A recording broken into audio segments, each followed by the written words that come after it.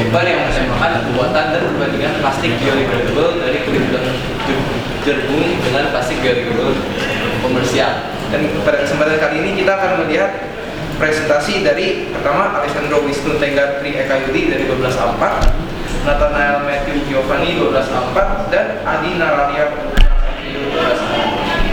Mereka akan menyajikan penelitian ini, dan untuk penguji kita pertama ada penguji materi yaitu Pak Enrico Suparjono dan penguji bahasa yaitu Mr. Supa. Mungkin tidak lama-lama lagi kita langsung mulai saja presentasi, dipersilakan bagi tim penyaji.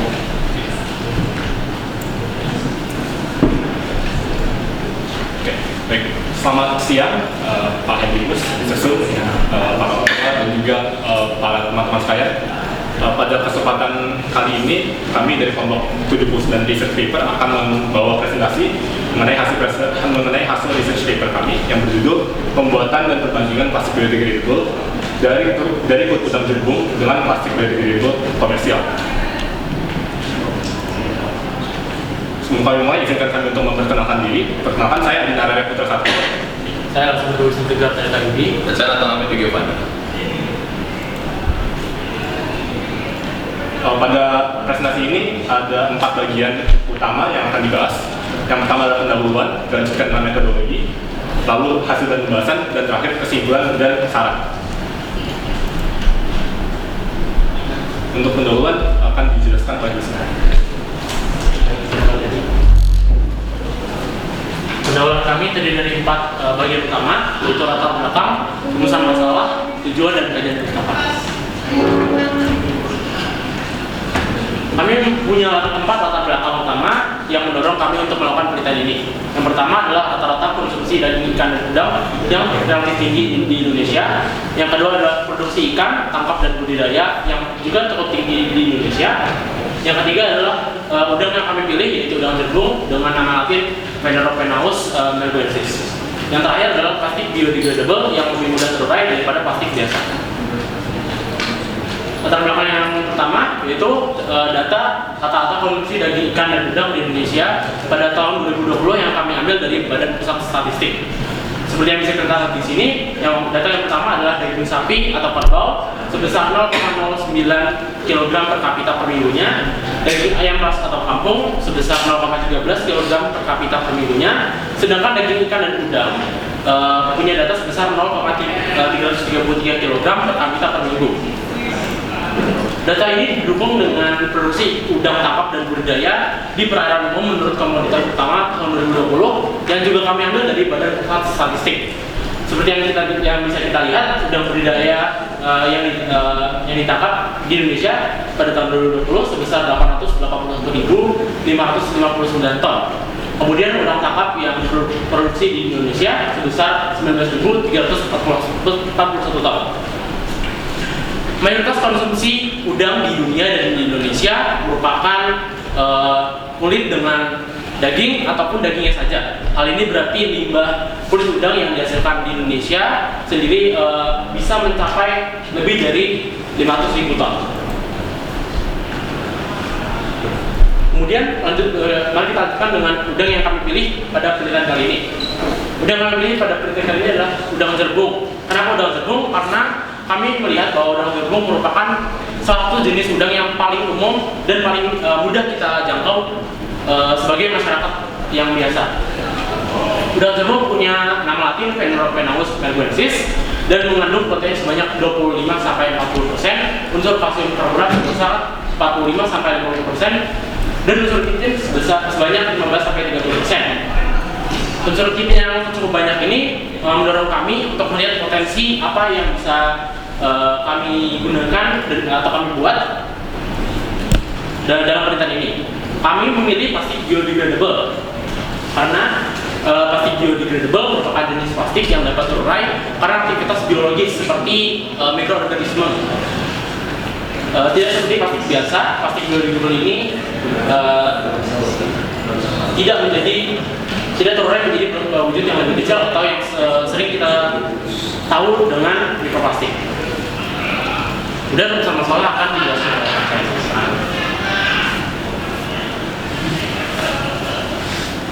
Baik, terima kasih Wisnu. Sekarang saya akan menjelaskan rumusan masalah yang telah kami rangkai.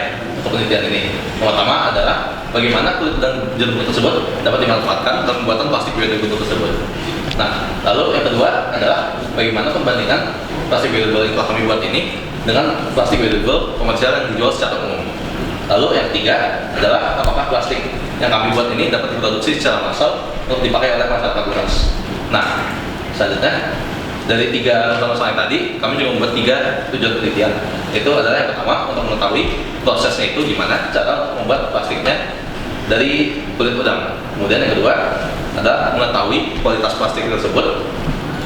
Dan yang ketiga adalah mengetahui potensi plastik biodegradable dan kulit udang tersebut untuk diproduksi secara massal dan dipakai secara umum. Selanjutnya saya kan juga akan menjelaskan kajian pustaka. Nah, kajian pustaka ini berisi dasar-dasar teori yang memungkinkan penelitian itu terjadi. Yang pertama adalah proses deproteinasi, yaitu adalah penghilangan kandungan protein pada serbuk kulit udang yang menggunakan oleh alfa. Yang kedua adalah demineralisasi. Demineralisasi ini adalah penghilangan kandungan kalsium karbonat CaCO3 pada serbuk kulit udang tersebut juga menggunakan HCl. Yang ketiga ada deasetilasi, penghilangan gugus asetil COCH3 yang ada terdapat pada kipin menggunakan alfa dengan konsentrasi yang cukup tinggi, yaitu 50% untuk dijadikan kepesan. Nah, yang keempat ada penetralan, itu adalah pencucian bahan setelah setiap tahap yang 3 tadi yang sudah dijelaskan menggunakan alfa des sampai pH-nya menjadi netral, itu sekitar 6-7. Yang kelima ada asam asetat, ada bahan yang kami gunakan untuk membuat polimer tersebut, yaitu CH3 COK atau cuka. Yang keenam ada polimerisasi, yaitu proses di mana polimer atau makromolecule yang terdiri dari monomer yang banyak sama berulang tersebut dijadikan dari gabungan monomer. Lalu proses deasetilasi, yaitu adalah proses yang tadi kita menjadi ketosan, bisa dilihat di sini gambarnya. Nah, kitin ini adalah senyawa yang didapatkan dari karbohidrat dari cangkang hewan bercangkang seperti udang, kepiting, dan lobster dan lain-lainnya seperti itu. Ini adalah bukan karbohidrat kompleks yang berbentuk rangkai polisakarida dengan gugus nitrogen, bisa diubah menjadi ketosan menggunakan alfa. Nah, gugus yang dilarang adalah di bagian sini. Seperti yang dilihat dari situ ada gugus HCl3 menjadi gugus amino, yaitu NH2. Nah, ketosan ini sendiri adalah kitin yang gugus sudah dihilangkan tadi dan biasa dilakukan di dalam asam organik. Baik, untuk metodologi selanjutnya akan dijelaskan oleh teman saya.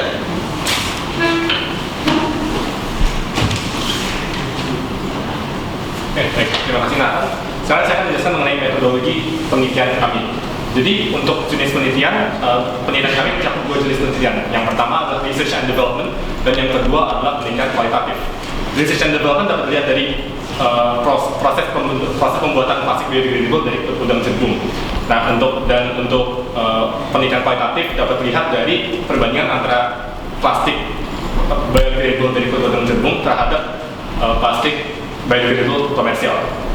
Nah, dalam penelitian ini ada 2 proses utama, yaitu pengolahan kulit udang, proses pengolahan kulit udang sampai menghasilkan plastik biodegradable, dan juga uji perbandingan, yaitu perbandingan antara plastik biodegradable hasil tim peneliti dan plastik biodegradable komersial. Untuk waktu dan tempat penelitian ini dilakukan di Universitas Widyatama di Bandung dan juga dilakukan dari tanggal 3 hingga 6 Januari 2024. Sekarang saya akan menjelaskan mengenai proses pengolahan kulit udang sampai menjadi plastik. Jadi pertama adalah mengumpulkan kulit udang. Pastinya kita mengumpulkan kulit udang untuk sebagai dasar plastik biodegradable dalam penelitian ini. Lalu setelah dikumpul kulit udang itu dikeringkan. Dikeringkannya itu dalam penelitian ini menggunakan penggorengan gitu ya, untuk mengeringkan kulit udang hingga dapat digunakan untuk dalam penelitian ini.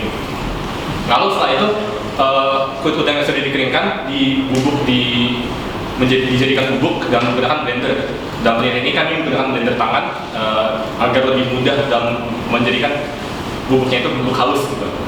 Setelah dijadikan bubuk, hasil pembubukannya itu diayak agar mendapatkan hasil yang paling halus, mendapatkan hasil pemblenderan yang paling halus, pembubukan yang paling halus. Ayakan yang kami gunakan pada penelitian ini adalah ayakan 100 mesh. Setelah mendapatkan hasil pengayakan, dilanjutkan dengan proses deproteinasi.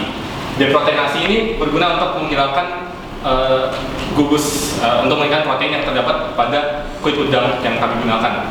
Proses deproteinasi ini menggunakan NaOH 50%. Setelah deproteinasi, kulit udang hasil deproteinasi akan diberlakukan demineralisasi, yaitu dengan mencampurkan hasil deproteinasi tersebut dengan HCl 55%. Dalam penelitian ini kami menggunakan HCl 55%. Setelah demineralisasi, kami memiliki kitin, yaitu hasil turunan pertama dari proses pengolahan kulit udang ini.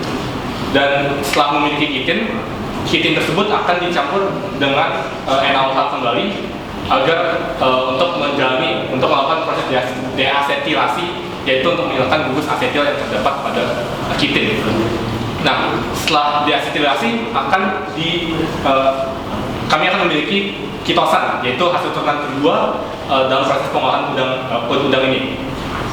Nah, setelah memiliki kitosan ini akan kemudian dicampur dengan asam asetat atau CH3COH untuk membentuk polimer sehingga dapat membentuk plastik biodegradable, yaitu untuk penelitian ini.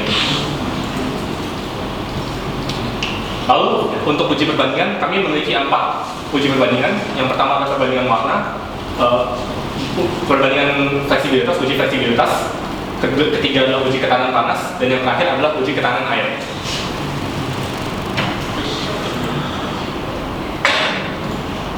Untuk hasil dan pembahasan akan dijelaskan oleh Farhan.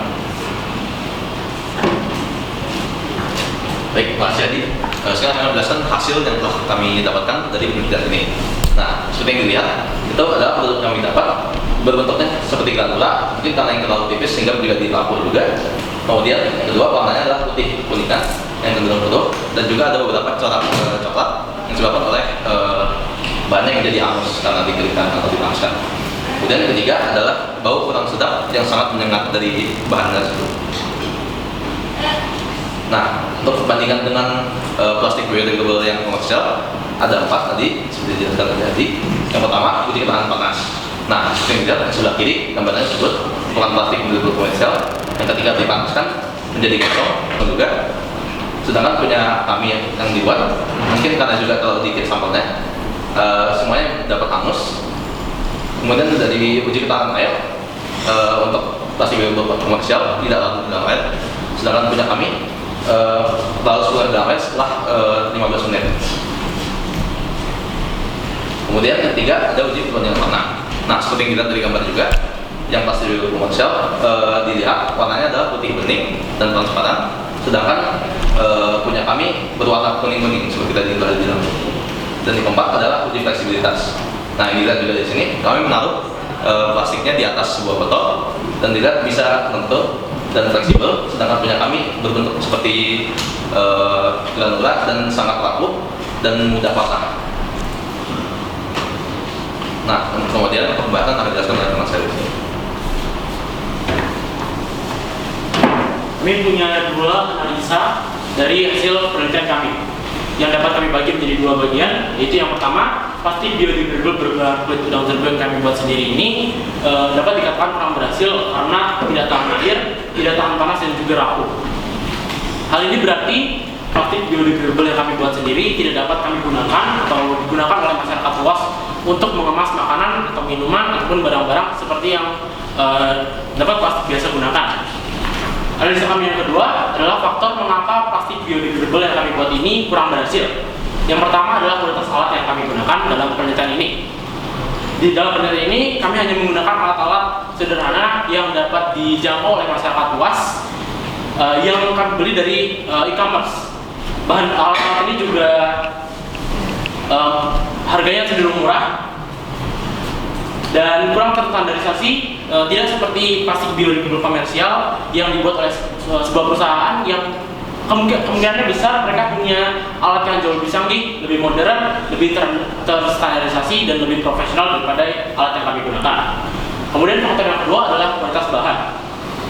Bahan yang kami gunakan dalam penelitian ini merupakan bahan-bahan yang sekali lagi bisa dijangkau oleh masyarakat luas, yang harganya relatif murah dan juga kami dapatkan dari e-commerce. Seperti contohnya adalah senyawa NaOH yang kami beli di e-commerce yang sebetulnya lebih umum digunakan oleh masyarakat luas untuk membuat sabun sendiri di rumah.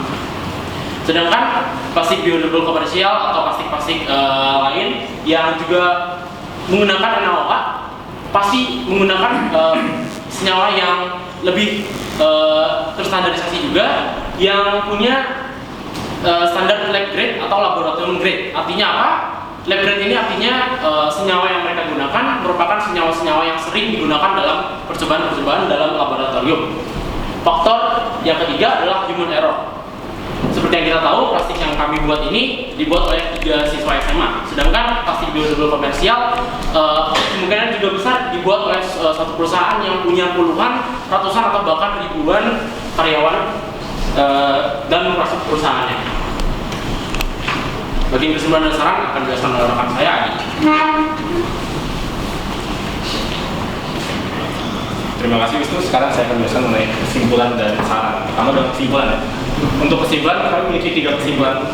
Yang pertama adalah kulit udang jagung dapat dimanfaatkan sebagai bahan dasar plastik biodegradable dan juga dapat dimanfaatkan sebagai plastik biodegradable ini walaupun tidak dalam plastik biodegradable tradisional seperti kantong kresek gitu, tapi bisa juga digunakan dalam sebagai produk-produk lainnya seperti plastik pada filamen 3D printer gitu. Itu juga bisa menjadi potensial plastik biodegradable kulit udang ini dari kulit udang.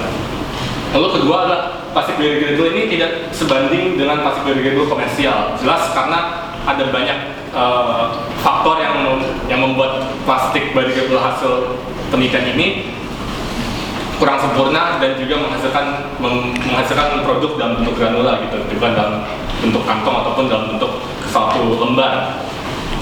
Dan kesimpulan terakhir adalah plastik biodegradable yang berbahan kulit udang jagung tidak dapat diproduksi secara massal tanpa alat produksi yang memadai.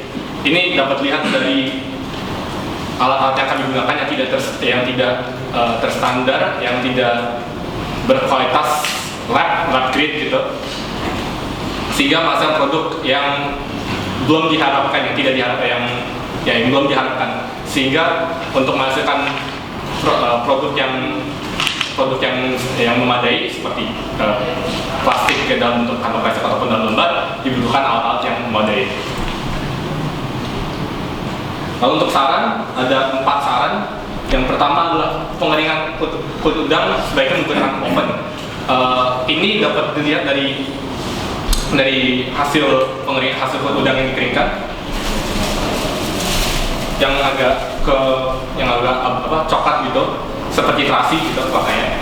Sehingga karena ini dapat disebabkan oleh unsur-unsur kimia yang terdapat pada penggorengan tersebut seperti minyak ataupun unsur-unsur lainnya yang menempel pada penggorengan. Sehingga sebaiknya jika penggorengan ini menggunakan oven industrial seperti itu. Lalu yang kedua adalah untuk menggunakan alat yang lebih memadai.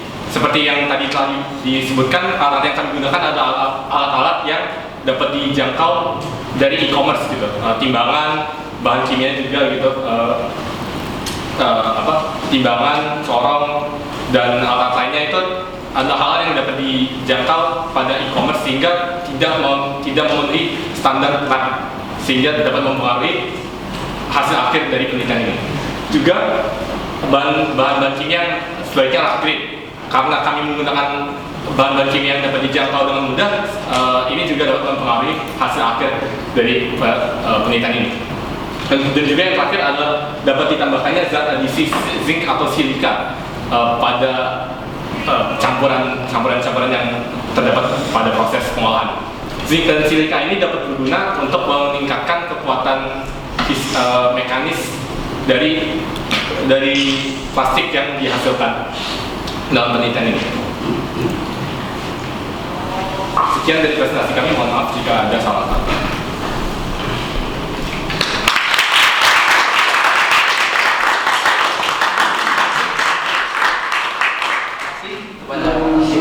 Sudah menyajikan presentasi yang sangat menarik ya. Mungkin saat ini kita masuk ke sesi tanya jawab. Yang pertama akan oleh penguji materi Pak Henrikus, dipersilakan selama 12 menit. Baik, terima kasih moderator. Halo, selamat siang. Apa kabar? Ya? Baiknya kok nggak jelas. Apa kabar? Ya, bagaimana perasaanmu? Kenapa tegang? Karena kita nggak expect tiba-tiba BNM jadi lupa. Dan harusnya bersyukur ya dengan saya. Oke, baik. Yang pertama saya mengapresiasi dulu untuk kerja keras kalian sudah berusaha memberikan yang terbaik, memberikan solusi untuk permasalahan sampah udang, kulit udang ya. Itu langkah yang sangat baik untuk kalian. Nanti kedepannya siapa tahu nanti akan diproduksi oleh sebuah perusahaan menjadi plastik yang sekarang ini memang pencemaran plastik itu sangat masif ya. Laut pun sudah hampir semuanya tercemar oleh plastik. Jadi mungkin ide kalian nanti bisa kalian wujudkan nanti kalau kalian sudah jadi mahasiswa atau besok kalian bikin perusahaan plastik. Dari idenya sangat bagus. Nah, tapi sebelum saya menanyakan beberapa hal, saya ingin tahu bagaimana sih refleksi kalian terhadap kegiatan ini selama kalian 6 bulan bekerja sama, menentukan topik, kemudian kasih judul apa tadi saya bilangnya. Nah, itu sebetulnya apa yang kalian rasakan? Kerjasamanya seperti apa? Apa yang mendapat kalian petik ke depannya seperti apa? Silakan. Baik, saya akan mulai. Menurut saya pribadi, dari banyak hal yang saya pelajari, salah satu hal yang paling signifikan saya pelajari dari proses pembuatan NP ini adalah manajemen waktu ya. Karena seperti yang kita tahu di kelas 12 ini kan kita juga harus menyiapkan untuk persiapan ke kuliah, ujian-ujian masuk kuliah dan ujian-ujian kelulusan juga. Menurut saya juga belajar untuk memanage waktu, untuk membagi antara waktu belajar sekolah, belajar untuk ujian ulangan yang diberikan oleh guru, juga dengan menurut saya untuk memberikan waktu untuk mengerjakan research paper ini. Tapi dari semua suka dan duka, saya sangat bersyukur bisa membuat kelompok dengan teman-teman saya ini, karena menurut saya kelompok kami merupakan salah satu kelompok yang dapat dikatakan agak telat pengumpulannya. Di pengumpulan penelitian, walaupun begitu kita masih bisa mengejar deadline, masih bisa mengejar pengumpulan PPT, pengumpulan jurnal, infografis dan juga cover. Saya sangat bersyukur bisa menjalankan NP ini bersama teman-teman saya. Oke. Nah, kalau saya sendiri ya, kalau saya pendapat jujur aja, pengalamannya selama 6 bulan terakhir itu lumayan seru ya sama teman-teman saya. Saya lumayan kenal sama teman-teman saya ini, dan saya yakin juga kami bisa berdinamika dengan baik. Dan juga menurut saya paling bermanfaat itu kalau kami yang mengerahkan usahanya itu, kan kami mengerjakannya itu pas kemarin masih liburan ganti semester itu, dari pas awal Januari itu saya rasa begitu kami mengerahkan usaha yang baik itu, kami bisa mendapat hasil yang kami harapkan. Tapi ya belum dapat juga, tapi jadi nggak apa-apa. Yang penting kami juga sudah berusaha. Terus selain itu juga menurut saya palingan yang diperlukan lebih baik itu adalah ketelitian dalam membuatnya itu. Karena kalau ya nggak teliti, hasilnya mungkin jadi nggak sempurna dan punya kita ini. Tapi ya selain dari itu ya saya sendiri sih udah merasa cukup puas ya dengan hasilnya. oke. Adi. Pengalaman saya selama menjalani research paper ini sebenarnya cukup asik, cukup menarik gitu, karena dapat berdinamika dengan teman-teman saya, dapat menghasilkan, dapat menjalani suatu penelitian yang mengenai suatu topik yang jujur saya sendiri juga sangat tertarik membuat plastik biodegradable gitu. Ini pengalamannya cukup asik karena saya dapat menghabiskan waktu dengan teman-teman saya gitu di Bandung, apalagi gitu di luar kota. Itu suatu pengalaman yang beda gitu ya, nggak cuma di Jakarta aja gitu.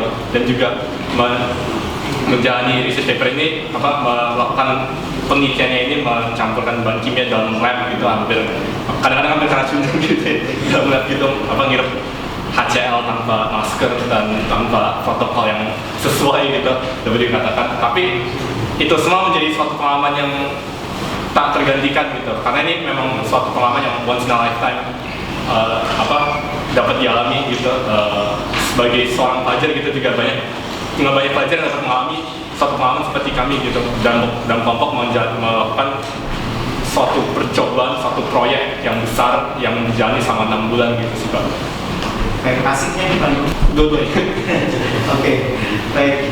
Sekarang kesan saya, setelah saya membaca apa yang kalian tulis di sini, saya nggak membaca dulu, melihat dulu.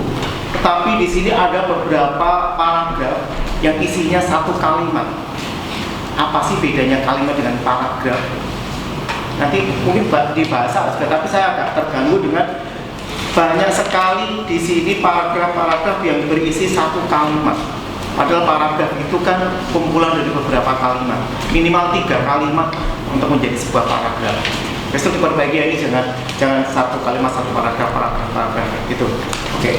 Yang kedua, kalian menggunakan penelitian R&D, pembuatan ini R&D. Itu risetnya di mana, developingnya di mana, developmentnya di mana. Kok dikatakan pembuatan ini penelitian R&D, bukan penelitian biasa, artinya kuantitatif eksperimental atau segala macam. Itu apa yang menyebabkan itu dikatakan R&D?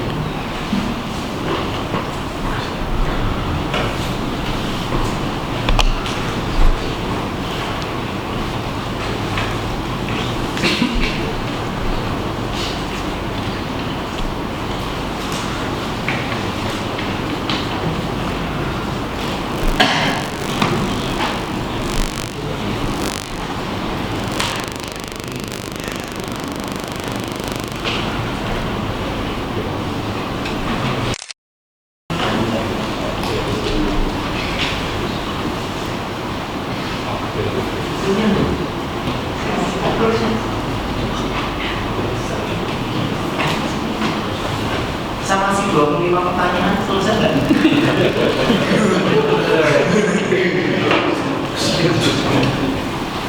Saya akan jawab.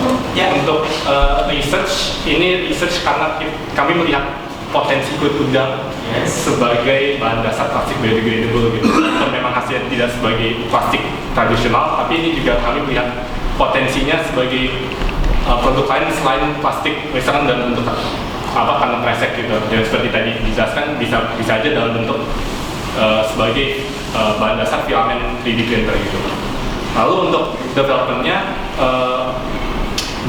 karena kami menggunakan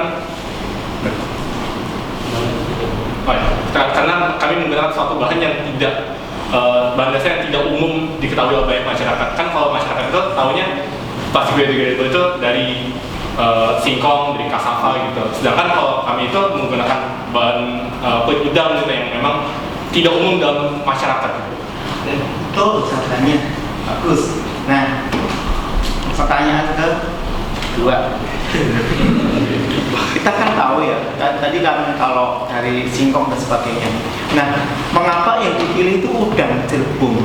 Padahal yang banyak mengandung kitin itu kita sampah paling banyak juga itu kerang hijau, kerang mana itu banyak mengandung kitin. Kemudian kepiting, kulit ini juga banyak mengandung kitin. Mengapa yang kalian pilih yang udang jerbung? Alasannya apa ya kira-kira?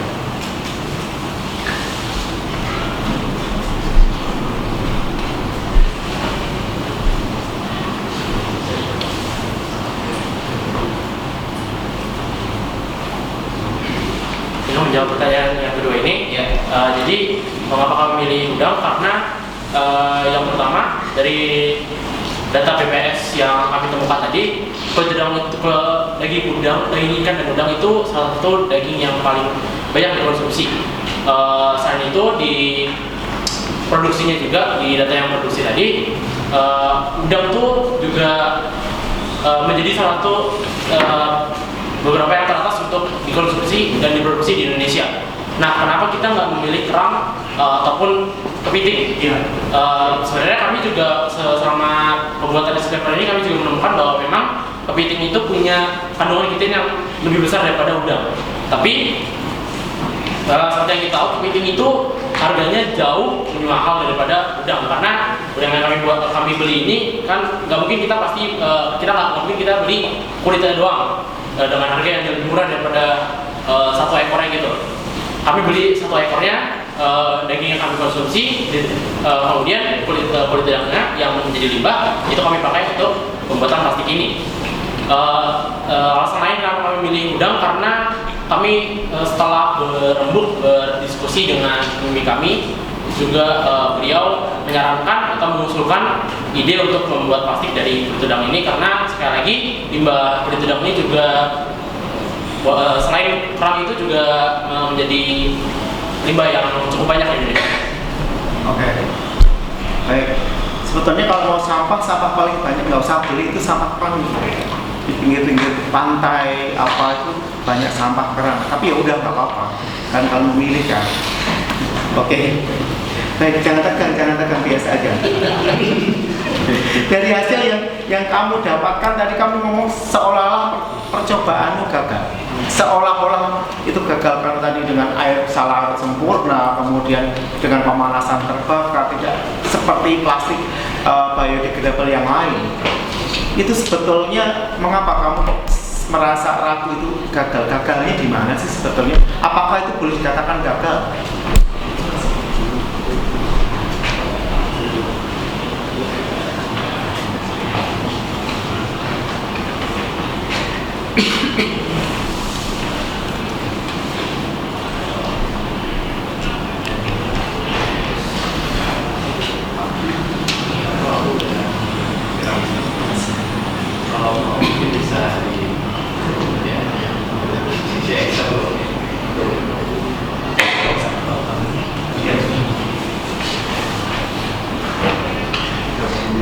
Pertanyaan masih 23. Baik, kalau gitu saya coba jawab. Kan kalau misalnya kepikiran plastik itu kan gambarnya kayak plastik resek gitu ya kan, tapi kalau kayak gini mungkin bentuknya belum sesuai, tapi kami ini dalam penelitian ini yaitu mengeksplor konsepnya itu gimana udang bisa jadi bentuk polimer gitu. Jadi ya makanya tadi bentuknya disebutkan development karena kami emang mengeksplor konsepnya itu sendiri, bukan coba untuk dapat hasil yang gitu. Jadi ada gagalnya, tapi ada hasilnya gitu. Menurut kamu ada gagalnya ya sebetulnya? Ya bentuknya nggak sesuai sama plastik biodegradable. Oke, sebetulnya tidak gagal. Kamu kan percobaan skala kecil anak-anak sekolah SMA buat seperti itu. Kalau yang dibuat di pabrik itu udah ada tambahan macam-macam sehingga dia lebih kuat. Jadi jangan merasakan itu sudah menjadi satu ada granula seperti tadi udah agak terbentuk seperti itu udah berhasil. Jangan merasa itu gagal. Karena kamu skala baru memunculkan ide baru dan itu belum diteliti lebih lanjut, nanti ini perlu tambahan ini supaya lebih keras, tambahan ini supaya lebih tahan air, sehingga nanti akan menghasilkan itu. Jadi hasil kalian tidak gagal, hasil kalian jadi cuma memang skalanya masih berbeda. Jadi jangan ragu-ragu menjelaskan tadi kalau kalian itu gagal, tidak gagal ya. Nah, dalam saya ini hanya masukan saja, saya membaca ini hasil dan pembahasan kamu membandingkan 4 dimensi tadi, 4 macam tadi ya. Tetapi ini dengan kata-kata semua saya pusing bacanya. Lebih baik data dalam bentuk tabulasi. Nah, misalkan kekerasan, misalkan sifat kelautan dalam air, komersial buatan kamu, ini kurang baik, ini baik, ini dibandingkan itu orang bacanya gampang.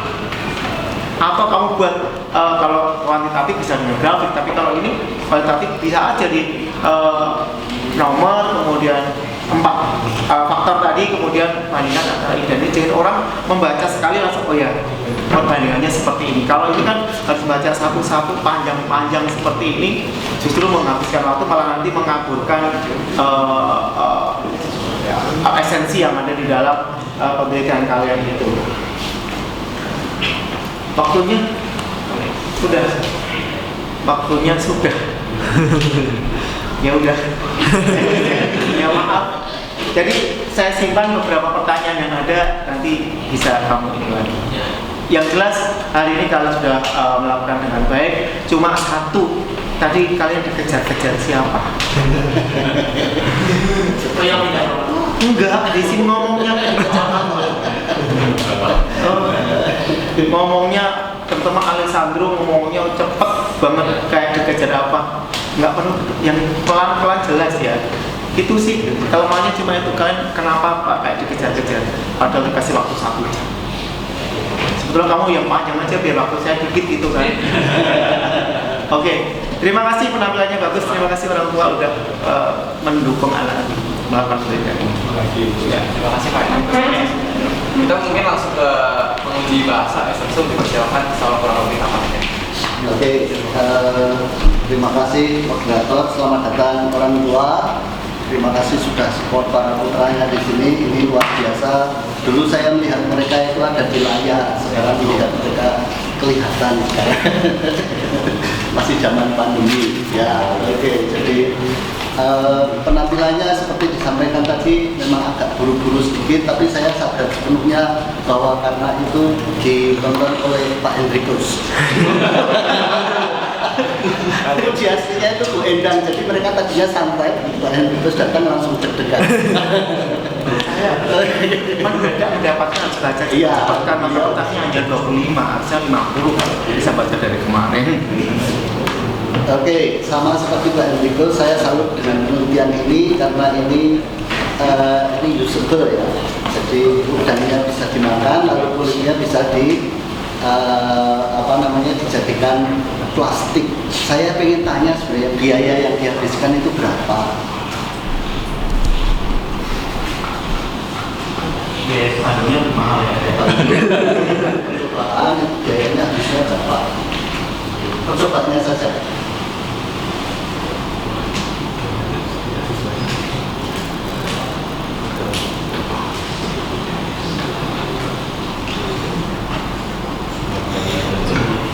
Morolas kira-kira saja.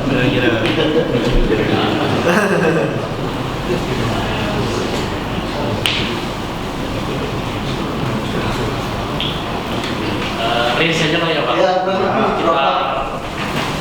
Kita bawah ya, di bawah 1 juta Pak. Di bawah? Di bawah 1 juta. Oke, di bawah 1 juta baik. Karena ini penelitiannya baik, lalu akan oleh masyarakat. Nanti kita usulkan ke Pak Gunawan ya. Nanti kita usulkan ke Pak Gunawan supaya ini bisa diperbaiki, lalu supaya bisa diproduksi di Kanisius oleh masyarakat umum, supaya kita bisa pakai sama-sama. Itu buktinya itu ya, plastiknya ya. Baru mulai Pak. Oh iya. Boleh ya. Jangan dibuka ya Pak. Oh iya, terima kasih. Ya. Moderasi ya Mas. Oke, ada produknya, ini luar biasa. Oke, sekarang masuk ke sesi bahasa ya. Kalau lihat, coba dilihat sampai catatannya. Ya, kurang lebih seperti apa? Bahasa dari penelitiannya baik, sangat baik ya. Dari awal hingga akhir runut sekali. Ya, saya memahami itu karena kalian memang rajin. Luar biasa ini dari rumusan masalah, tujuan, metodologi, sampai endingnya kesimpulan itu menjawab semua. Dari riset yang saya teliti kemarin, yang saya dampingi kemarin, itu belum ada yang menjawab dengan selengkap ini. Ini masalahnya ada 3, lalu jawabannya di kesimpulan ada 3. Kemarin bahkan ada yang rumusan masalahnya ada 3, kesimpulannya hanya 1. Ya. Ini luar biasa.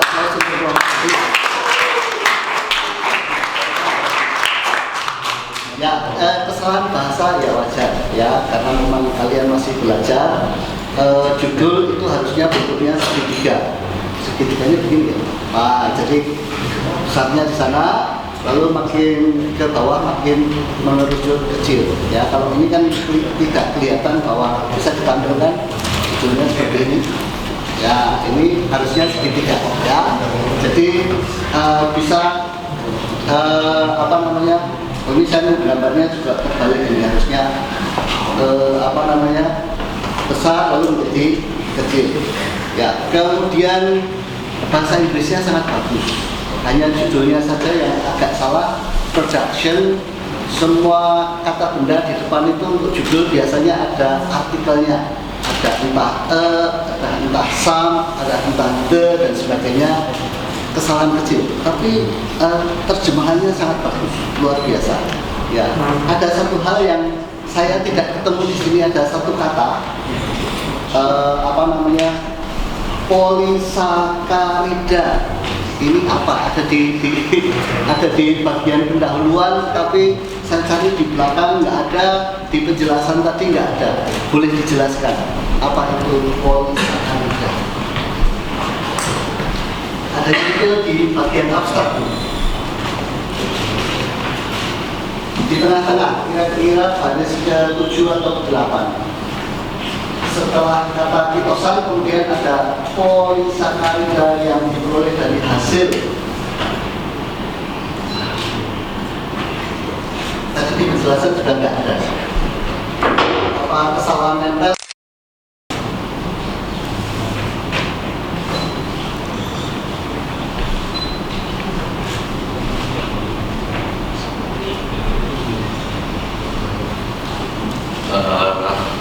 Kami pas bentuk abstraknya itu sepertinya typo. Kami nuliskan kan di situ polisakarida. Ya. Tapi mungkin seharusnya kami nulisnya tuh polimer. Yang polimer itu maksudnya yang tadi sudah dijelaskan.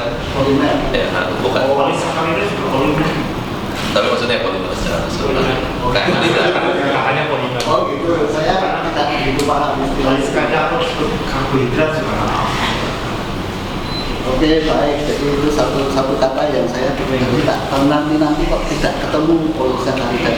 Tapi baik penjelasan kamu. Saya sebagai orang bukan orang eksak, saya paham penjelasan kamu sangat runut, sangat sederhana. Kalau guru bisa menyederhanakan permasalahan itu luar biasa.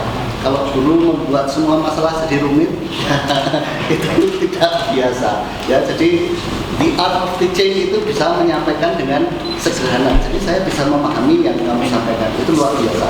Ya, kesalahan-kesalahan kecil dalam tadi seperti disampaikan Pak Hendrikus dari paragraf itu jangan hanya satu kalimat, minimal 2 lah ya. Jadi itu bisa 2 atau 3 menjadi satu paragraf, jangan hanya satu kalimat. Memang kalimat-kalimat kamu panjang dan urutannya bagus.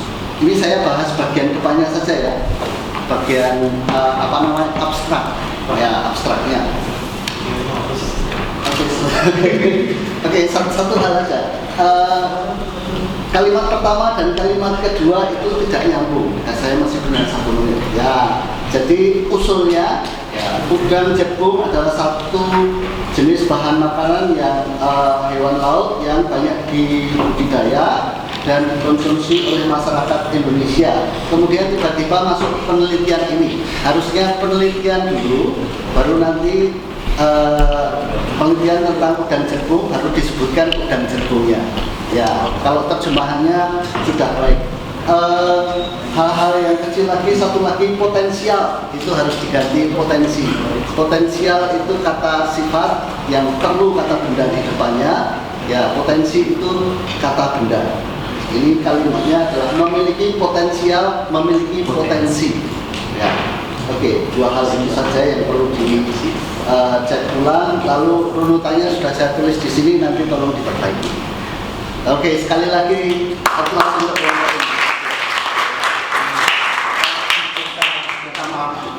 polisakarida yang dihasilkan yang diperoleh dari hasil asetilasi jangan diganti polimer. Itu belum untuk polimer. Memang polisakarida ada karbohidrat di sana. Ya, jadi nggak salah tulis. Kalau coba ditanyakan polisakarida itu apa sih? Polisakarida karbohidrat atau poliglikosida dari glukosa, dan itu segala macam itu kan. Jadi tetap aja tulis polisakarida ya. Takutnya kalau malah jadi salah. Karena ini proses pembentukan polimer dari polisakarida yang ada di sini. Ya, jangan diganti. Takutnya nanti dikirain typo padahal enggak sebetulnya. Baik, terima kasih Mr. Sun dan Pak Hendrikus atas kesempatan jawabnya. Sekarang kita ke audiens ya. Jadi bagi audiens yang ingin bertanya, silakan.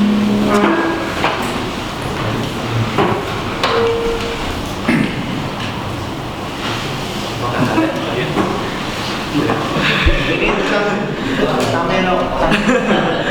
Oke. Baik, saya Gideon dari kelas 1. Saya ingin bertanya, tadi kan sudah ditanyakan oleh Pak Hendrikus ya, kenapa kalian memilihnya itu udang jeruk ya maksudnya? Udang jeruk. Udang jeruk itu meski paling yang banyak di budidaya di Indonesia.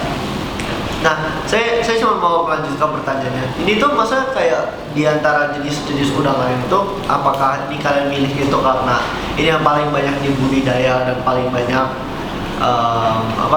paling banyak diproduksi, atau karena emang paling banyak konsumsinya, atau paling banyak intinya yang tadi seperti Pak Hendrikus bilang?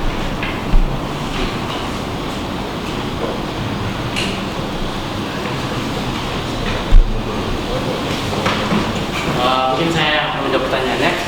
Jadi kami memilih udang jeruk ini karena udang ini iya benar jenisnya yang paling banyak beredar di pasaran, di supermarket, di pasar tradisional, pasar modern, ini yang paling banyak. Ya seperti di supermarket yang kami supermarket yang kami beli ini udangnya, itu ada kami cari di website resminya, itu ada data bahwa udang yang mereka jual ini benar udang jeruk, sehingga kami memilih untuk membeli udang dari supermarket ini supaya hasilnya konsisten dan enggak campur-campur jenisnya, misalnya udang apa. Apakah ada yang ingin bertanya lagi mungkin? Jika tidak ada, mungkin kalau Pak Hendrikus atau Mr. Sumar mungkin Nggak setuju. ya, boleh. Apakah tidak ada lagi yang bertanya? Hasil tanggapan, apresiasi begitu. Tadi boleh dong? Ya boleh.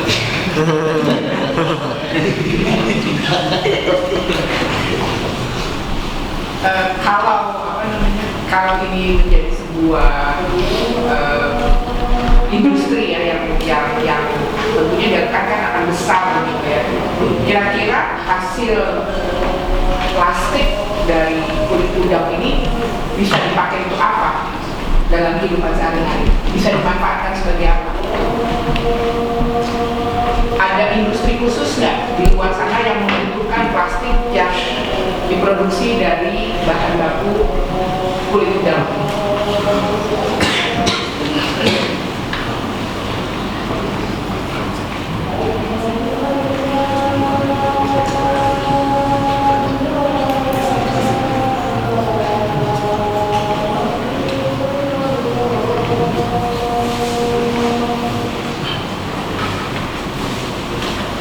Jadi untuk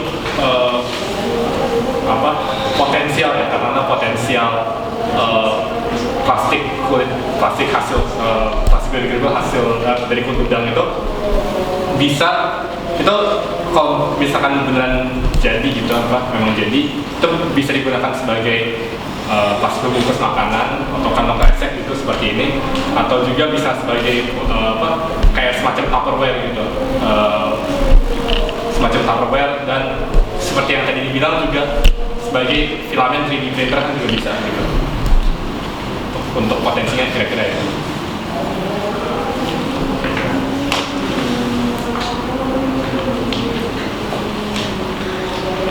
Baik, perkenalkan saya Kak Alexander dari kelas 213 nomor 92. Saya ingin bertanya, apa ya alasannya dari produk ini dapat dikatakan sebagai plastik biodegradable? Terima kasih.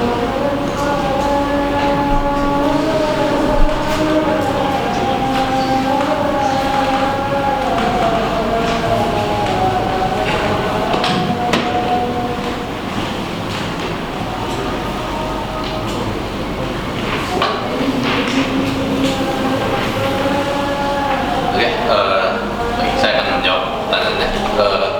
Ya, kami menyebut plastik biodegradable ini karena plastik ini pada dasarnya dibikin dari bahan-bahan organik, yaitu seperti kulit udangnya tadi, terus asam asetat kan itu juga asam organik, dan itu semuanya bisa nanti kalau udah selesai dipakai misalnya gitu, kalau memang ada plastiknya bisa terurai itu dengan gampang kayak plastik biodegradable ini. Yang silikon juga lebih gampang terurai daripada plastik yang dari minyak gitu sih.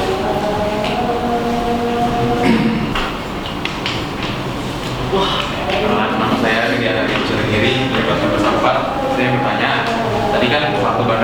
satu kitten dari undangan. Nah sebelum dijadikan plastik, jadi kittennya tuh ada di polimer ada satu bungkus yang nanti kalian kenakan agar bisa dilarutkan dalam asam organik. Nah itu kenapa pas dihilangin dia malah jalan.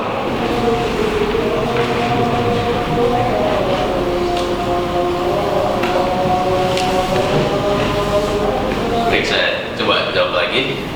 Kalau tadi ada dua bahan kitten sama kitosan. Kalau kitosan lebih gampang larutnya dalam asam asetat soalnya ada gugus aminonya, nggak kayak gugus acetamida dari kittennya itu. Jadi bisa lebih gampang larut di dalam asam juga atau C3COH tadi.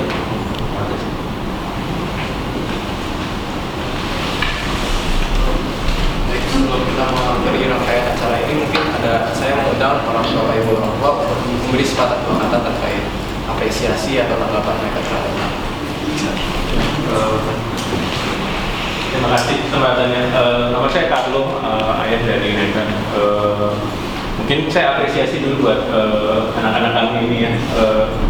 Pertama dari tema, menurut saya temanya cukup baik gitu ya, valid untuk dunia sekarang. Polusi yang Bapak Ibu tadi bilang, dan kedua juga buat Indonesia mungkin juga lebih valid lagi karena kita memang negara maritim banyak menghasilkan hasil laut gitu ya. Jadi apresiasi itu juga. Saya terima kasih juga untuk apresiasi dari Pak Hendrikus tadi bahwa ini tidak gagal gitu ya, tapi at least sudah salah satu tujuan tercapai menurut saya adalah awareness gitu. Kita jadi tahu semua baca, oh ternyata dari kulit udang itu bisa jadi plastik biodegradable. Dan itu udah mencapai satu tujuan menurut saya. Jadi profesional buat Nathan dan teman-temannya Wisnu. Jadi terima kasih. Silakan bagi Bapak Ibu. Oke, selamat siang Bapak Ibu dan adik-adik semua. Saya Widi, orang tua dari Wisnu. Sama saya juga sangat mengapresiasi ya, ketika melihat anak-anak muda dalam proses belajar seperti ini luar biasa sekali sih ya. Jadi suatu proses belajar yang sangat patut diapresiasi, dan mungkin saya highlight adalah mungkin keberanian dan confidence-nya nih ketika dalam menyusun tadi, dan tentu dalam membawakan gitu ya. Confidence-nya dari bertiga cukup terlihat dan itu luar biasa. Hanya tadi mungkin ada kritisi ngomongnya terlalu cepat, ya itu juga proses belajar juga itu harus diambil sebagai faktor improvement juga ya, itu luar biasa. Dan saya setuju juga tadi yang dibilang Pak Hendrikus bahwa kalau kita bicara R&D itu nggak gagal. Nah, tadi mungkin sedikit kurang confident ya kayaknya nih, sedikit kurang confident gitu ya. Kalau kita bicara R&D, saya bukan orang R&D tapi mungkin pernah tahu bahwa orang R&D tidak pernah mengatakan gagal eksperimen yang dia kerjakan, hanya mungkin belum sesuai dengan hasil yang diharapkan ya. Tapi tidak bicara gagal gitu. Luar biasa.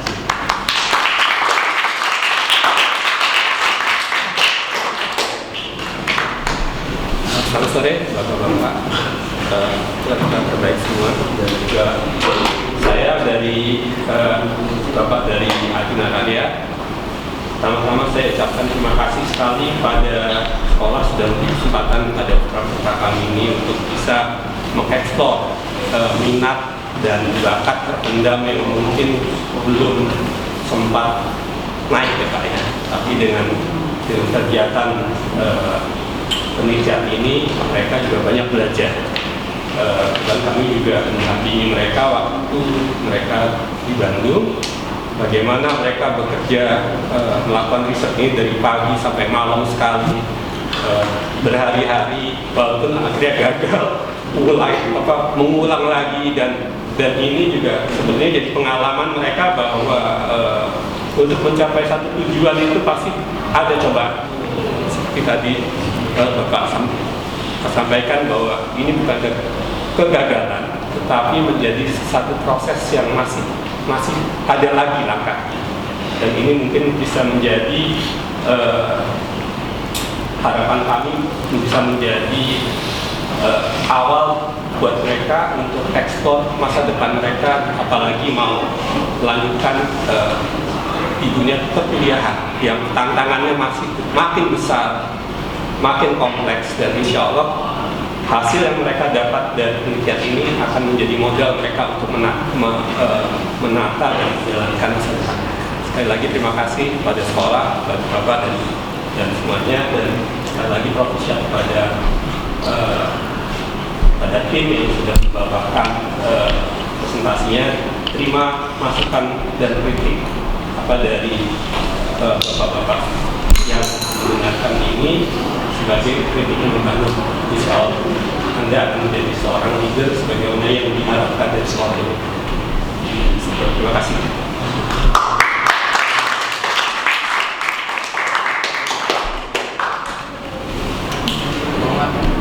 Terakhir aja mungkin dari saya.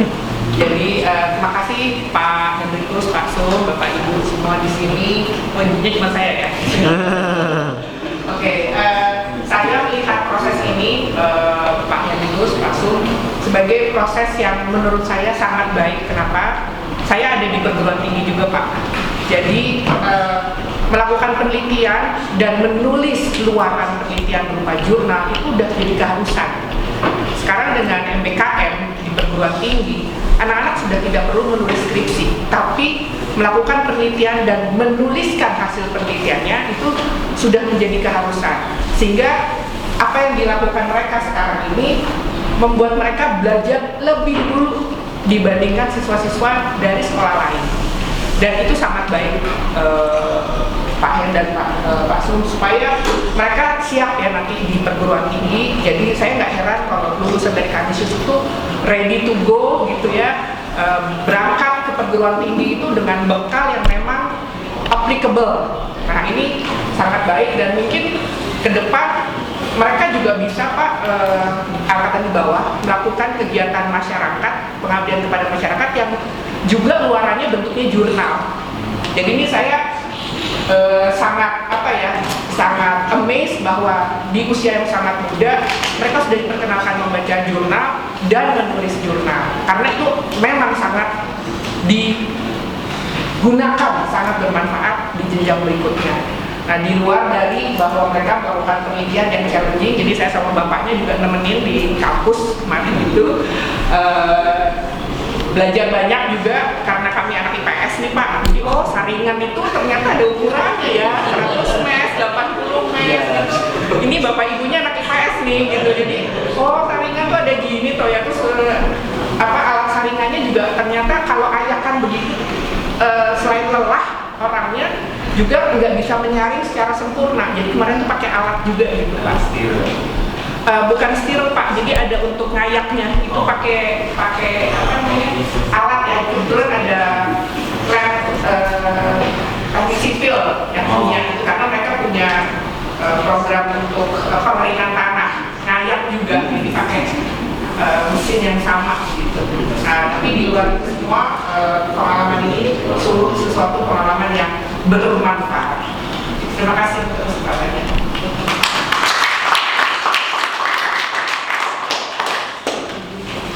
Bisa disebut acara ini, mungkin kita bisa beri aplaus lagi ya kepada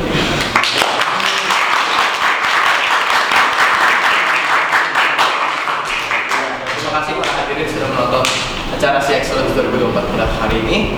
Saya adalah Ramil Salim Kaom dan teman saya Bapak Dr. Teros sebagai notulen. Kami undur diri, mohon maaf bila ada kata yang tidak baik. Mohon maaf sekali lagi, terima kasih.